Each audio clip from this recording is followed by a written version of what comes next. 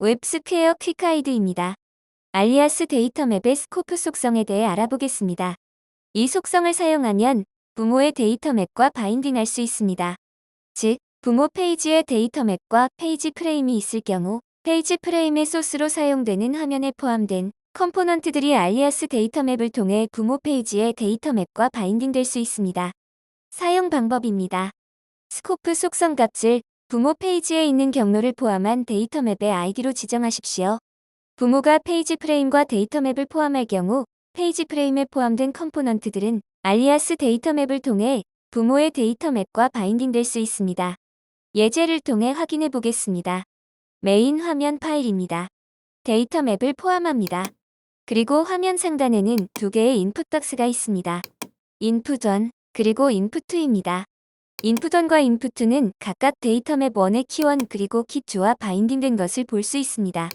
마지막으로 페이지 프레임도 있습니다. 브라우저에서 컨트롤 마우스 우클릭한 후 뷰 데이터 컬렉션 메뉴를 선택하면 데이터맵 1을 확인할 수 있습니다. 메인 화면에 있는 페이지 프레임의 소스로 사용할 파일입니다. 알리아스 데이터맵이 있고 상단은 인풋 박스가 있습니다. 이 인풋 박스는 알리아스 데이터맵과 바인딩된 상태입니다. 메인 화면으로 돌아옵니다. 페이지 프레임의 소스 속성을 앞에서 본 화면 파일로 지정합니다. 하지만 페이지 프레임 내부 인풋 박스에 데이터가 표시되지 않고 페이지 프레임 영역에서 뷰 데이터 컬렉션 메뉴를 통해 확인해도 데이터가 설정되지 않은 것을 볼 수 있습니다.